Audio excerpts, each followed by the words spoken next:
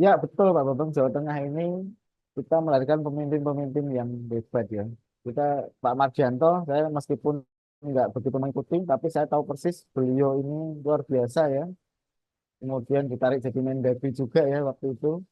Kemudian, oh ya banyak lah yang sudah diletakkan oleh Pak Mardianto yang dilanjutkan. Kemudian ada nama Pak Bibit Waluyo, meskipun satu periode ya, tapi sudah banyak memberikan perubahan di Jawa Tengah. Kemudian yang paling dominan terakhir adalah Pak Ganjar Pranowo ya. Atau Mas Ganjar ini dua periode dari 2013 ya, dari 2013 sampai 2023.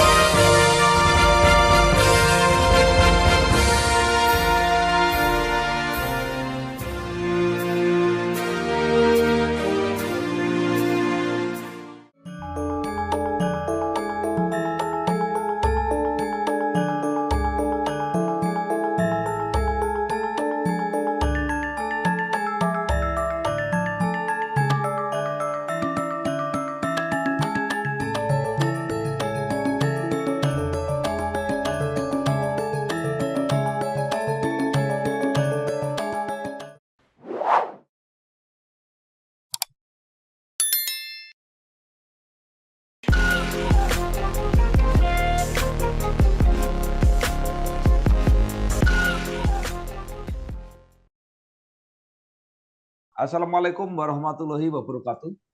Waalaikumsalam warahmatullahi wabarakatuh. Bersama saya Bambang Sadono di kanal Inspirasi Jawa Tengah. Mudah-mudahan kanal ini selalu bisa memberi inspirasi, motivasi, dan edukasi.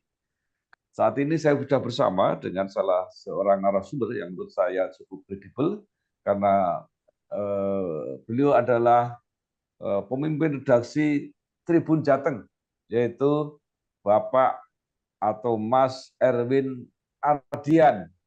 Apa kabar Pak Erwin? Baik Pak Bambang, terima kasih kesempatannya Pak Bambang. Senang sekali bisa bergabung. Iya, iya, ini luar biasa karena Tribun Jateng ini sekarang adalah salah satu media yang eksis baik cetak maupun online-nya. Ya, nanti maka yang pertama saya ingin Pak Erwin bercerita tentang perjalanan karirnya sebagai jurnalis, sebagai wartawan dan sampai saat ini dipercaya menjadi pemimpin redaksi Tribun Jateng.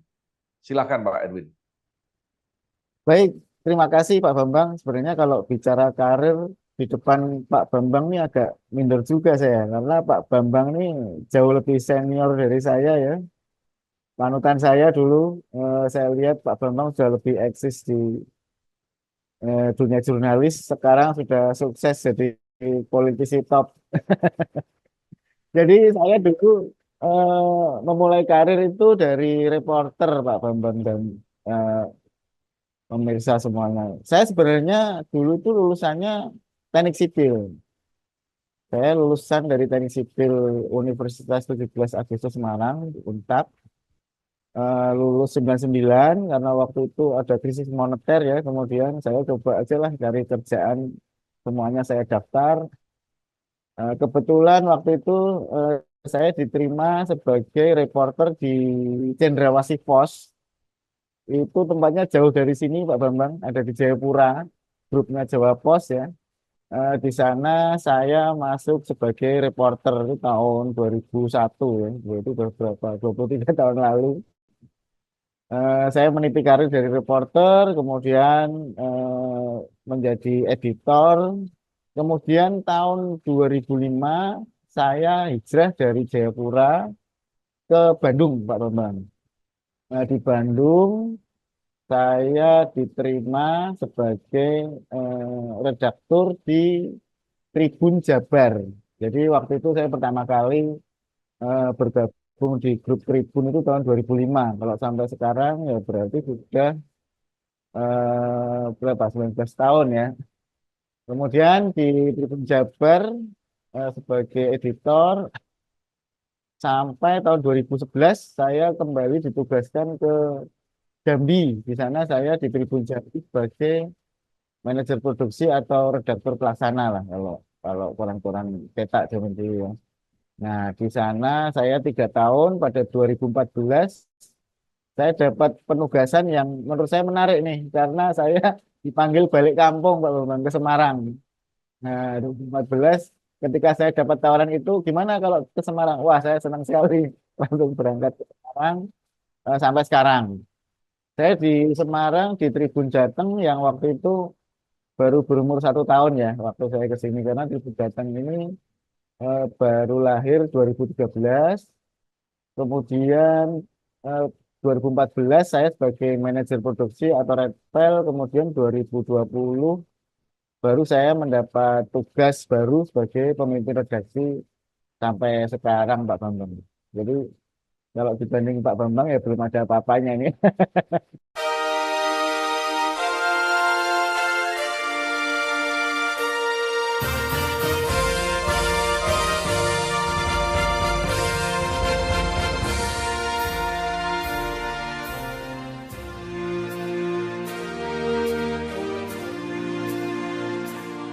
Enggak, cuma eranya aja yang beda. Nah, Mas Iya, Erwin, iya, iya.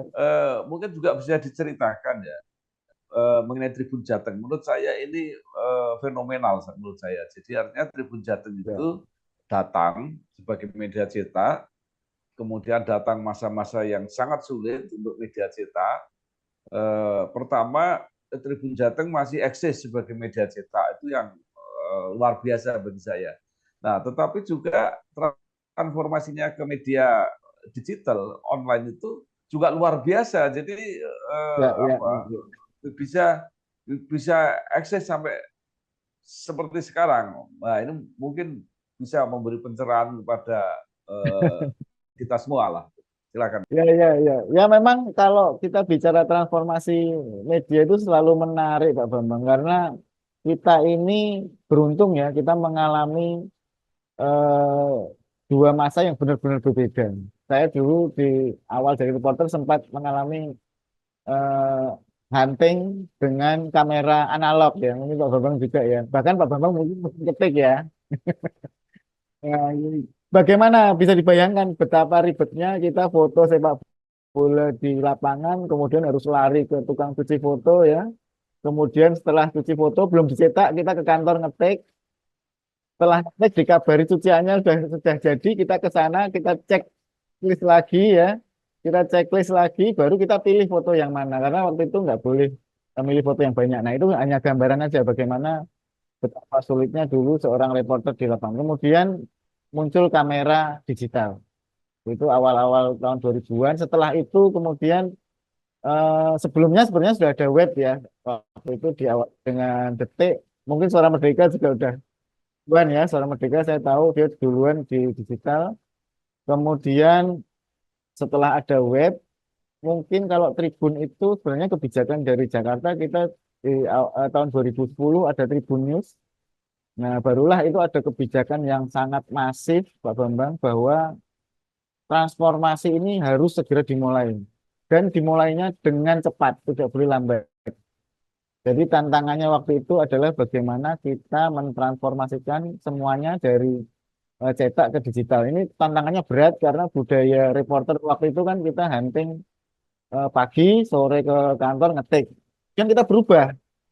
Hari itu juga, jam itu juga harus ngetik, kita kirim naskah dan foto yang langsung dimuat. Kemudian itu baru 2010 dan terakhir sekarang bertransformasi lagi, nggak cuma hanya naskah dan foto, tapi kita sudah ada video sekarang. Jadi orang menikmati berita sekarang udah malas baca, Pak. Saya aja kalau pagi saya ngikuti perkembangan terkini itu dari medsos, dari TikTok ya, dari YouTube, Instagram dan lain-lain termasuk YouTube Inspirasi Jawa Tengah ini saya ikuti juga ini selalu topiknya menarik. Nah, kemudian kenapa kita bisa survive? Kita sadar memang kalau kita nggak segera melakukan eksplorasi ya pelan-pelan kalau kita hanya mengandalkan kita pelan-pelan pasti akan tergerus.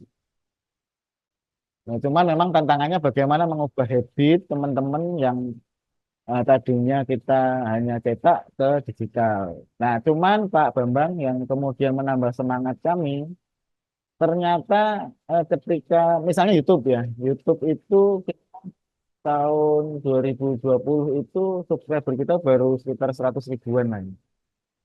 Nah, sekarang 4 tahun kemudian kita sudah 2,66 juta ya per hari ini subscribernya.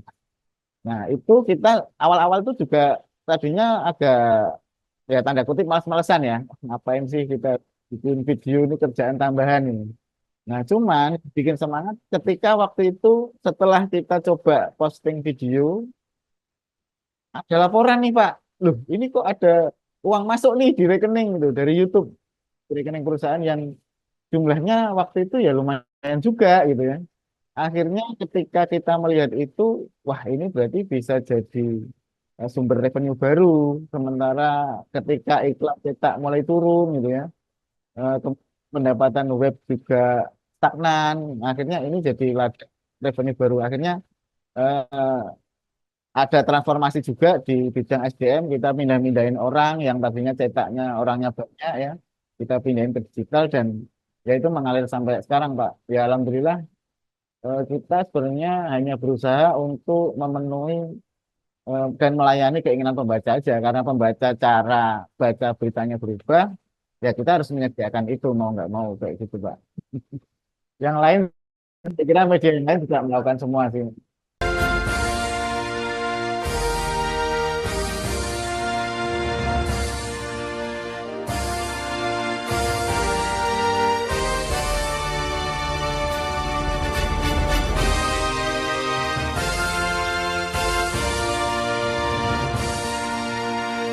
Yang sekarang pengen saya tahu itu kan sekarang banyak media cetak yang menghentikan edisi cetaknya.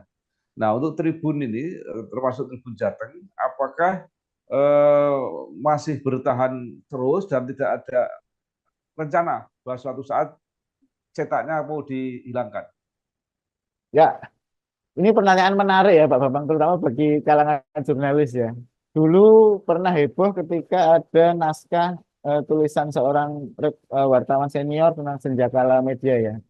Itu berapa tahun lalu muncul, kemudian prediksi bahwa cetak itu akan mati, itu juga sudah muncul sejak 10 tahun lalu sebenarnya. Sekarang 14 tahun kemudian ternyata masih ada. Di Jawa Tengah sendiri masih ada beberapa koran cetak ya termasuk Tribun dan saudara kami di Suara Merdeka juga masih eksis sampai sekarang.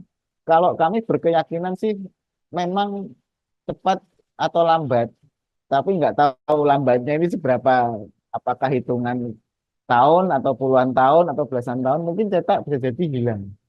Cuman kita nggak bisa memprediksi ini berapa lama secara persis. Dan karakteristik cetak dan online ini sekarang mulai menemukan karakteristik masing-masing yang sulit untuk digantikan.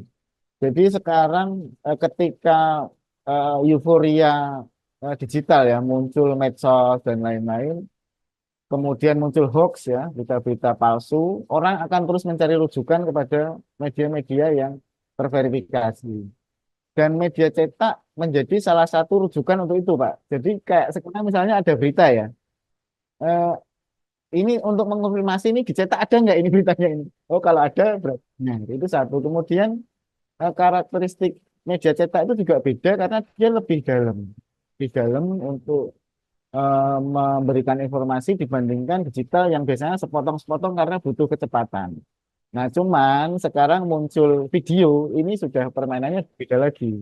Kalau dulu kita melakukan analisis dan lain-lain kan harus melakukan laporan yang dalam ya. Sekarang dengan misalnya kayak talk show seperti ini, podcast seperti ini, kita udah nggak perlu baca lagi, Pak. Tinggal dengarkan sambil aktivitas lain udah bisa.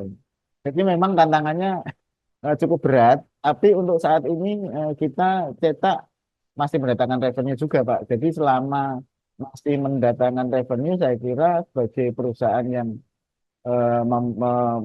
apa, mementingkan bisnis juga selain fungsi lain seperti media, saya kira masih kita tetap nyetak setiap hari.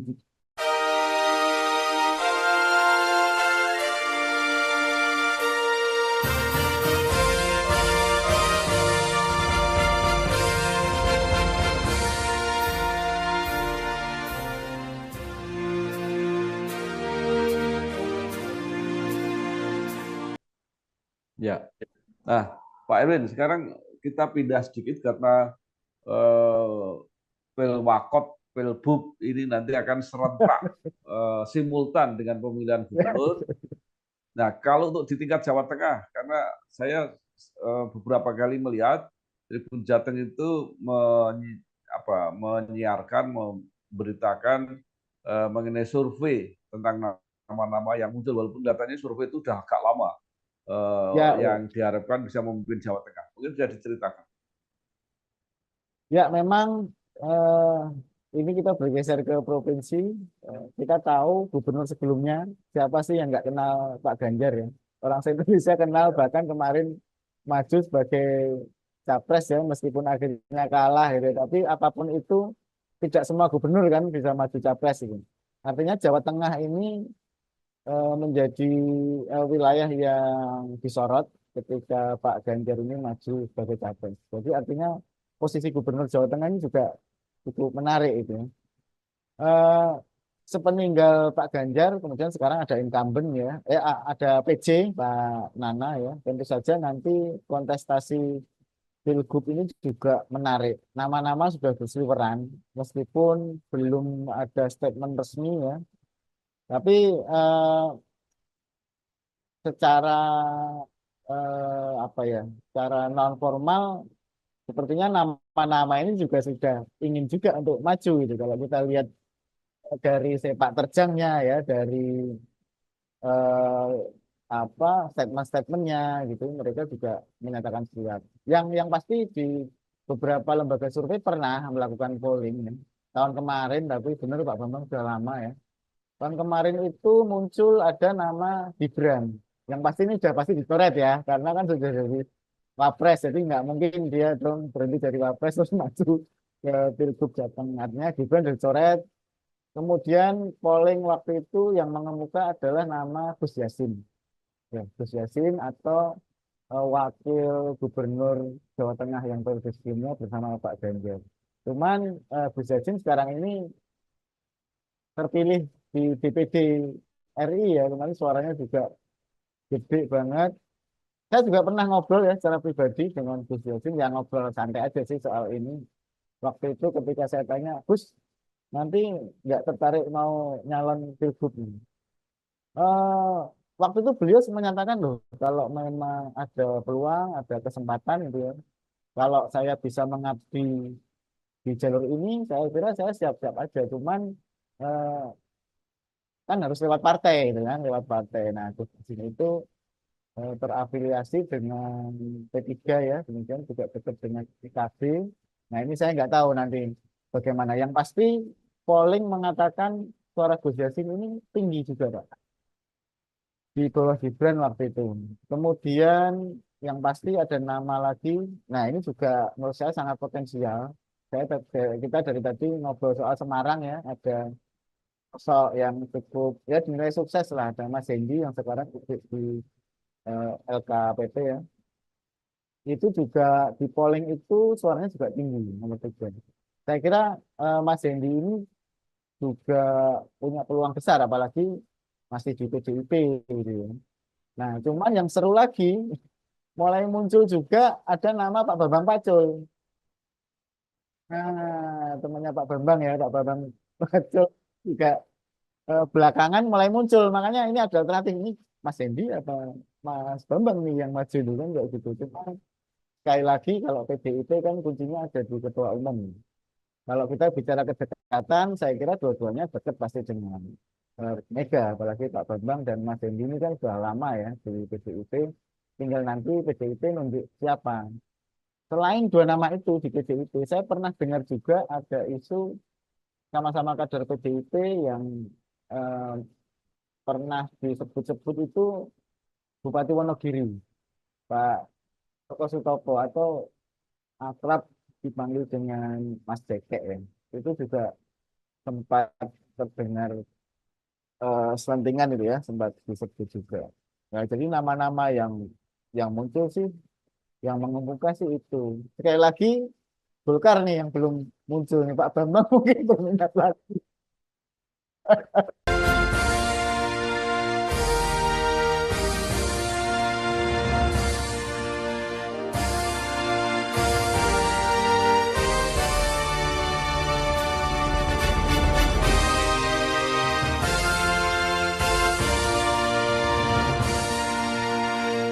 Nah, ini memang Pilgub Jawa Tengah hampir mirip dengan Pilwakot, kelihatannya tanpa petahana, walaupun ada kemungkinan siapa tahu Gus Yassin maju gitu ya. Ya, Nah, ya. kemudian kita juga juga tarik juga kalau untuk Jawa Tengah 5 tahun yang akan datang, menurut Mas Erwin apa masalah-masalah yang dihadapi? Ya, Pak Bambang, Jawa Tengah ini eh, kalau dari sisi geografis kan kita ada di sentral Java ya.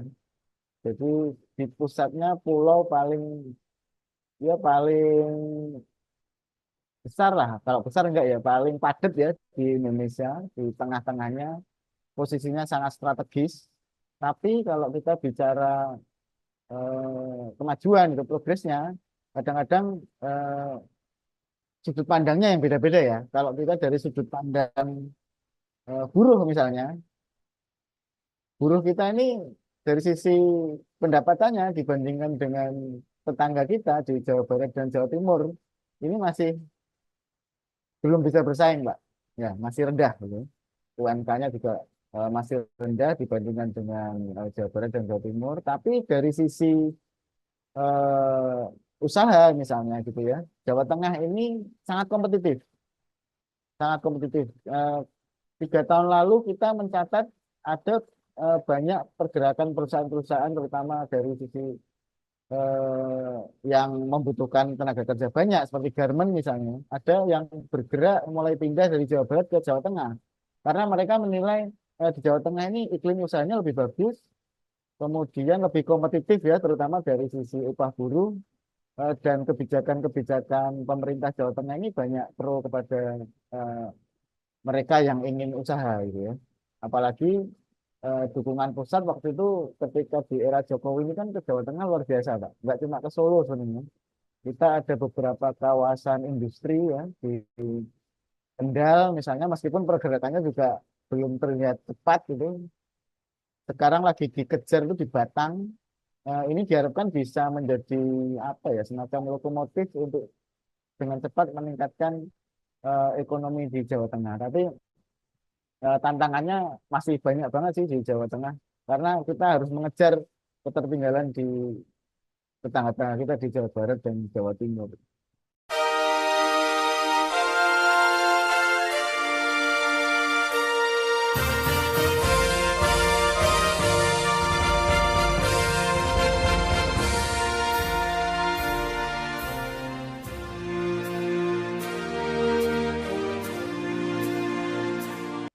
Ya, nah sekarang eh, kalau dari segi eh, gubernur-gubernur yang sudah menjabat ya, kita pernah punya gubernur-gubernur yang menurut saya hebat juga.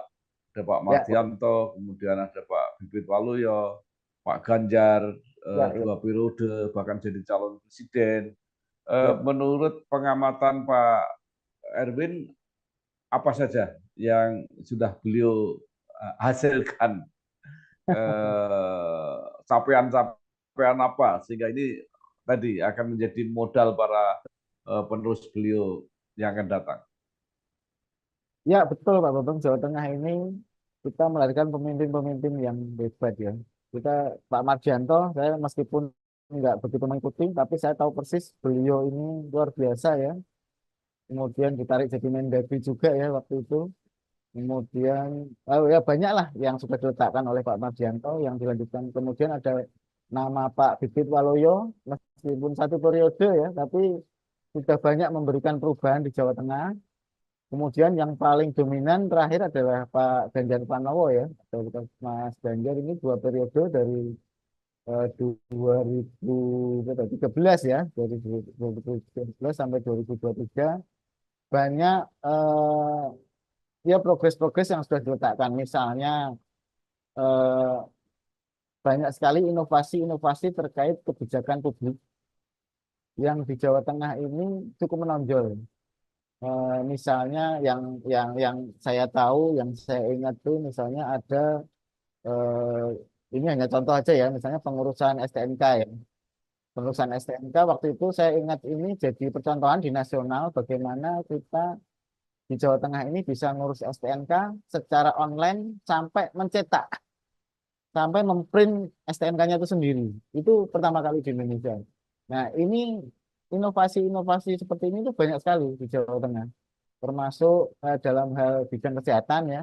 Rumah sakit di Jawa Tengah itu juga banyak menjadi percontohan di nasional. Meskipun tentu saja setiap pemerintahan pasti ada PR-nya ya Pak Bambang.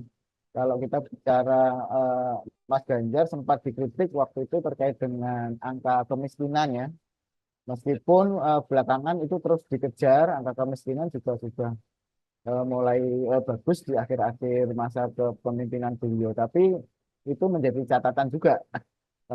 Kemudian juga ada masalah-masalah terkait dengan lingkungan ya. Waktu itu yang banyak menjadi sorotan adalah pendirian pabrik semen ya. Kemudian ada terakhir Wadas ya.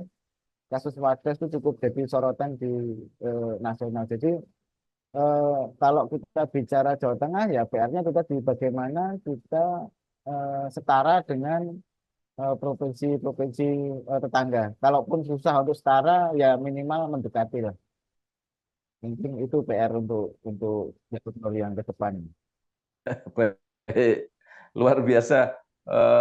Terima kasih Mas Erwin Ardian, Iya, pemimpin iya. Terima kasih redaksi Pak Bambang. Tribun Jawa Tengah. Ya, Mudah-mudahan apa yang kita obrolkan ini bisa menjadi inspirasi untuk para tokoh yang mungkin berminat atau bahkan yang mungkin nanti bisa terpilih baik menjadi wali kota, bupati, atau gubernur di Jawa Tengah.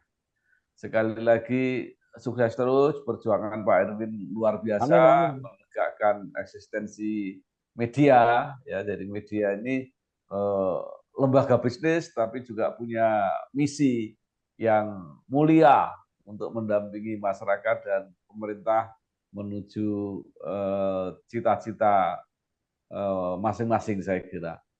Sekali lagi sukses Mas Erwin. Makasih Pak Terima Bambang. Nanti kasih. gantian ya. Oke. Saya jadi hostnya, Oke, Pak Bambang sumbernya. terima kasih. Wassalamualaikum warahmatullahi wabarakatuh. Ya, Waalaikumsalam warahmatullahi wabarakatuh. Terima kasih.